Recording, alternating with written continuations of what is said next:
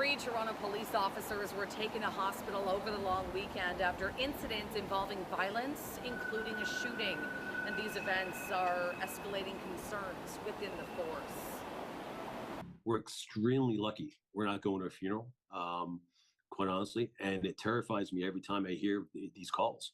A Toronto police officer who was shot while off duty on Saturday night is recovering from a bullet to the leg. He's also being hailed a hero after spotting a man wanted for attempted murder near King and Bathurst. The 6-year veteran then called for backup and was shot while assisting uniformed officers with making the arrest.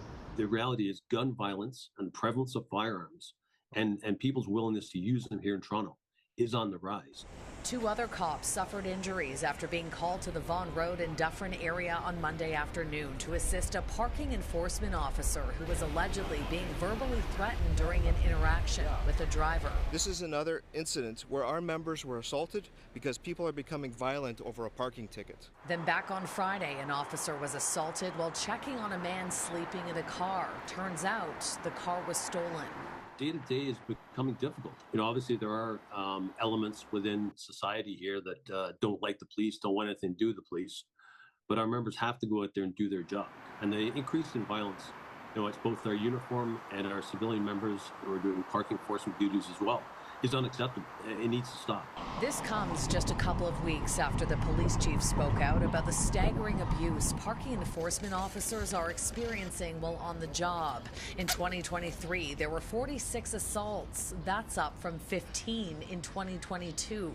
So far this year, at least 27 assaults have been reported. The president of the Toronto Police Association tells me officers are also being verbally abused like never before. Unfortunately, it's becoming more and more difficult and dangerous here in Toronto. And, I do worry about our mental health for our members.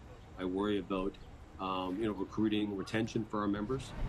The police chief and deputy chief paid visits to the injured officers over the weekend. Supports have been offered to them and their families, and I'm being told that the 3 officers who had to be hospitalized have been released and are now recovering at home. Shauna Hunt, City News.